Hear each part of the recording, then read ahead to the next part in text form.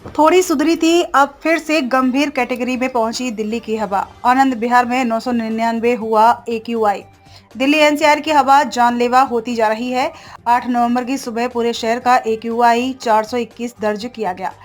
यहाँ के कई एयर मॉनिटरिंग स्टेशंस का AQI 400 से ऊपर है। वहीं आनंद विहार में तो 7 नवंबर की रात से 999 तक गिर गया।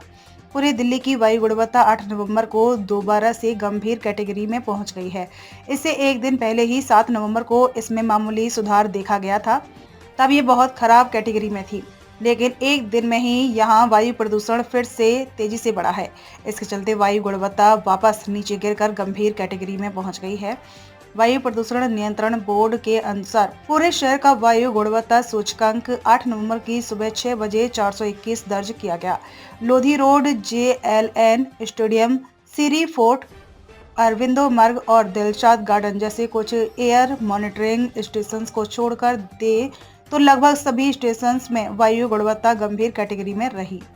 दिल्ली के ज्यादातर एयर मॉनिटरिंग स्टेशंस का AQI 400 से ऊपर रहा।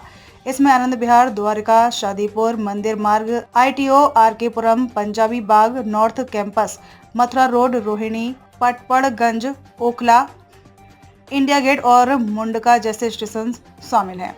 आनंद विहार में 452, RK पुरम में 433, पंजाबी बाग में 460 तो वहीं ITO में 413 AQI दर्ज किया गया। वहीं राष्ट्रीय राजधानी क्षेत्र में ग्रेटर नोएडा सबसे ज्यादा प्रदूषित है। यहाँ का AQI 474 दर्ज किया गया है। नोएडा, गाजियाबाद, गुरुग्राम और फरीदाबाद की वायु गुणवत्ता बहुत खराब कैटेगरी में है। आनंद विहार में AQI 999 तक गिरा। दिल्ली के आनंद विहार इलाके में 7 नवंबर की रात करीब 10 बजे AQI 999 चला गया।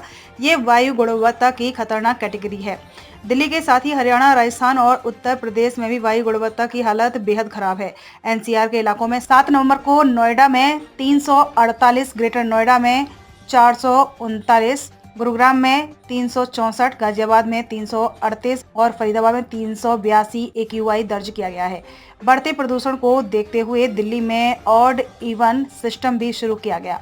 इसके तहत अब एक दिन ऑड और दूसरे दिन इवन नंबर की गाड़ियां चलाई जाएंगी। इसके साथ ही सुप्रीम कोर्ट ने भी दिल्ली में बढ़ते प्रदूषण के लिए सरकारों को डांट लगाई। सुप्रीम कोर्ट ने पंजाब और राज्य सरकारों से कहा है कि पराली जलाने की समस्या से निपटने के लिए किसानों को मुफ्त में दूसरे साधन मुहैया कराएं।